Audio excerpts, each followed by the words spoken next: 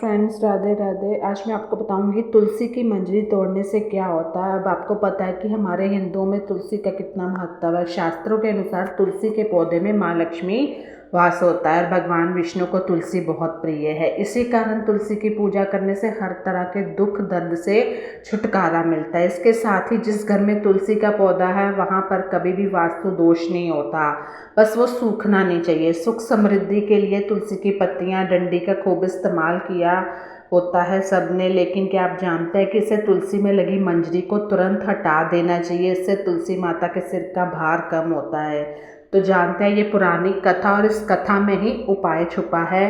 तो वीडियो को लाइक करें, सब्सक्राइब करें चैनल को।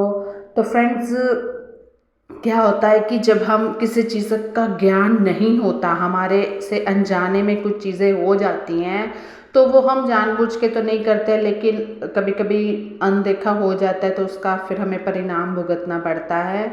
तो अनजाने में की गई गलती तो माफ़ हो जाती है, लेकिन जानबूझ के तो नहीं होती। क्या कथा थी कि एक बार माँ लक्ष्मी, माँ सरस्वती और माँ गंगा के बीच किसी बात को लेकर बहस हो जाती है और बहस इतनी ज़्यादा बढ़ जाती है कि दूसरे को श्राप दे देती हैं वो। तो गंगा माँ ने माता लक्ष्मी से कहा कि तुमने मुझे नदी का वेग बनाया है, तो मैं तुम्हें श्राप देती हूँ कि तुम एक पौधा बन जाओ जो वृंदा बनकर बाद में तुलसी का पौधा बने। तभी वहाँ माँ पार्वती आ जाती है इतनी सारी लड़ाई झगड़ा बहन सुनकर, और वो कहती है कि आखिर आप लोग एक दूसरे से इतना क्यों लड़ रहे हो। ऐसी क्या बात हो गई कि आप लोग एक दूसरे को श्राप देने पे उतर आए। क्या आपको पता भी है श्राप का मतलब कितना बुरा हो सकता है। माँ गंगा कहती है कि लक्ष्मी मेरे ऊपर हंसी है, इसलिए मैंने श्राप दे दिया। इस बात पर माँ पार्वती कहती है कि आप लोगों ने गुस्से में एक दूसरे को श्राप तो दे दिया, लेकिन इस बात का मान है कि श्राप के कारण कितना कष्ट होगा। कि 84 लाख योनियों में से 20 लाख योनियां वृक्ष और पौधों की हैं लक्ष्मी। तो आप बताएं कि एक बार पौधे के रूप में धरती में जाने के बाद आपको वृक्ष या पौधे के रूप में किस किस योनि पर रहना पड़ेगा। तो आपने जो इतना सारा एक दूसरे को श्राप दिया है, तो उसका फल अब क्या होगा, आपने अंदाज़ा लगाया है। तो इस पर जो माँ लक्ष्मी होती है वो काफ़ी रुष्ट हो जाते हैं, उनको अपनी भूल का पछतावा होता है। तो वो माँ पार्वती से सहायता मांगती है और कहती है कि कुछ ऐसा हो सकता है कि 20 लाख योनि में से एक बार में ही छूट जाऊं। ऐसे में माँ पार्वती ने कहा कि इस समस्या का हल मेरे पास तो नहीं है, लेकिन इसका जो समस्या का हल है महादेव जरूर बता सकते हैं। तो तीनों चारों महादेव के पास चले जाते हैं। माँ सरस्वती, माँ लक्ष्मी, माँ पार्वती और माँ गंगा।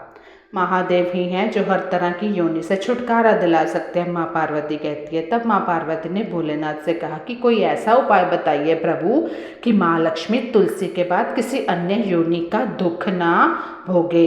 तब महादेव ने इस उपाय को बताया था। ये जो तुलसी की मंजरी होती है, इस वीडियो में आपको ये बता रही हूँ कि वो कब तोड़नी चाहिए, उसको तोड़ने से क्या होता है। काफ़ी उपाय भी हैं मेरी वीडियो में, लेकिन एक टॉपिक को लेकर मैं थोड़ा अलग बता रही हूँ, सेम टॉपिक नहीं बता रही हूँ। तो ध्यान रखिएगा, आप मिक्स मत कर दीजिएगा।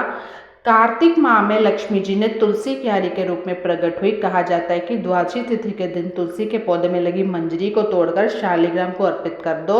ऐसा करने से माँ लक्ष्मी के पौधे की योनि से मुक्ति मिल जाती है और वह किसी अन्य पेड़ पौधे की योनि में नहीं जाती है और मोक्ष पा लेती है। तो इसके साथ ही ऐसा करने से व्यक्ति को माँ लक्ष्मी सुख समृद्धि, धन संपदा, ऐश्वर्य का आशीर्वाद देती है, जो ये ऐसा करता है कार्तिक मास की द्वादशी तिथि के दिन। तो तुलसी मंजरी को भगवान विष्णु, कृष्ण जी को भी आप चढ़ा सकते हैं। ऐसा करने से माँ लक्ष्मी के साथ कृष्ण भगवान प्रसन्न होते हैं। तो अब तो आज दूसरा मैं आपको बताऊंगी तुलसी मंजरी कब तोड़नी चाहिए। तुलसी मंजरी एक तुलसी माता का नाखून होता है जिसे हटा देना चाहिए। हालांकि इसे कभी भी शाम के समय ना तोड़े। इसके अलावा रविवार, मंगलवार को तुलसी की मंजरी तोड़ना शुभ नहीं माना जाता। तो ऐसे में कभी भी इस दिन तुलसी की मंजरी को ना तोड़े। तो